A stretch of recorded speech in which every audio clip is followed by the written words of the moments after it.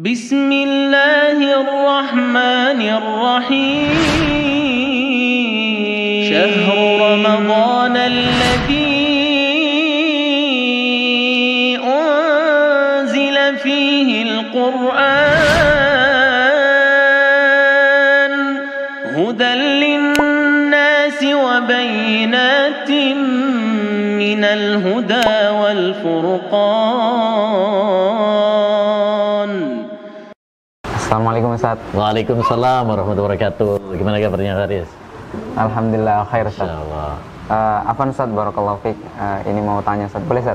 Iya. Ya. Betul. Itu kan kita mau bulan Ramadan, biasanya ada pro kontra. Kita itu ngikut siapa Ustaz? Apakah ngikut Saudi, ngikut pemerintah, atau ngikut ormas-ormas tertentu? Gimana penjelasannya Ustaz? Masya Allah. Monggo Ustaz. Baik, alhamdulillah wassalatu wassalamu ala Rasulillah Nabiina Muhammad wa ala alihi wa sahbihi wa man wala amma ba'du. Ini pertanyaan penting, sering terjadi memang ketika puasa atau Idul Fitri terjadi perdebatan pro kontra. Kita itu sebaiknya ikut siapa? Apakah ikut keputusan pemerintah, dalam hal ini Kemenak ya, biasanya hasil rapat isbat ya, ataukah ikut keputusan Saudi Arabia atau ikut keputusan ormas tertentu. Memang masalah ini adalah masalah fikih yang diperselisihkan ya oleh para ulama rahimahumullah ta'ala. Tapi ana lihat ya bahwa pendapat yang lebih kuat dalam masalah ini adalah kita mengikuti keputusan negara masing-masing. Kalau kita di Indonesia berarti ikut negara Indonesia, dalam hal ini adalah keputusan hasil sidang isbat yang diadakan oleh Kementerian Agama kita. Itu yang menjadi acuan kita. Kenapa demikian? Satu, karena Nabi SAW mengatakan as-sawmu yawma tasumun wal fitru yawma tuftirun wal adha yawma tudahun. Puasa itu adalah di mana kalian bersama-sama puasa. Hari raya adalah di mana kalian bersama-sama hari raya. Hari Idul Adha adalah di mana kalian berhari raya Idul Adha bersama-sama. Maksudnya bersama-sama adalah bersama pemerintah. Karena keputusan pemerintahlah yang bisa menyatukan ya. Kalau kita ikut pendapat sendiri-sendiri, akhirnya yang terjadi adalah perpecahan. Makanya dalam kaidah fikih yang disebutkan para ulama, hukmul hakim yarfa'ul khilaf. Keputusan pemimpin itu adalah menghilangkan persengketaan, ya, menghilangkan persengketaan.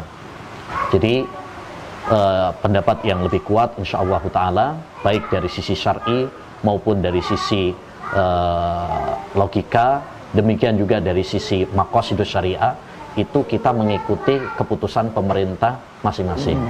Dari sisi syar'i, hadis Quraib yang menunjukkan bahwasanya sejak dahulu perbedaan keputusan itu memang ada ya, antara ru'yah di Syam dengan penduduk Madinah itu berbeda-beda.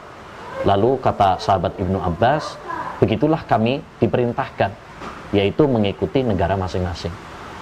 Secara kias juga demikian, kita kalau sholat, antum kalau sholat ikut waktunya Indonesia apa ikut waktunya Saudi? Indonesia ya, maka demikian juga dalam berpuasa gitu. Kemudian juga dari sisi maqasidus syariah, tujuan pokok syariah. Kenapa?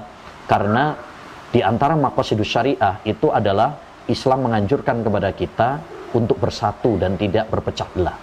Wa'tasimu bihablillahi jami'a wa la tafarraqu. Bersatulah kalian dan jangan berpecah belah. Apalagi ini syiar di antara syiar-syiar Islam. Kalau kita mengikuti pendapat masing-masing, ada yang sebagian ikut ormas, yang satu ikut Saudi, yang satu ikut keputusan negara Indonesia, akhirnya kan berpecah belah. Ya, tapi kalau kita ikut satu pendapat dan itu bersama-sama, ini akan lebih menyemarakkan, lebih nuansa Ramadan lebih bermakna, Idul Fitri lebih bermakna, Idul Adha juga lebih bermakna. Coba antum bayangkan, kalau Idul Adha misalkan, yang satu misalkan sudah hari raya Idul Adha, yang satunya masih puasa Arafah. Yang satunya nyate, yang satunya masih puasa. Kan nggak enak. Idul Fitri juga demikian. Ya, yang satu sudah hari raya Idul Fitri, yang satu masih puasa. Ya, mau berkunjung, yang satu masih puasa. Nggak enak.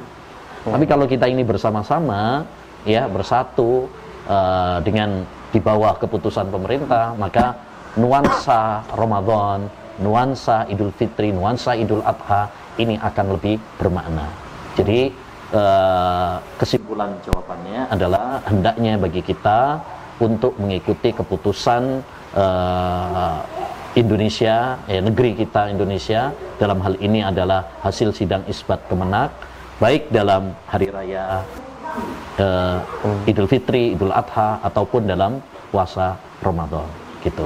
Jelas ya? Jelas ya. Nah, semoga bermanfaat ya bagi kita semuanya.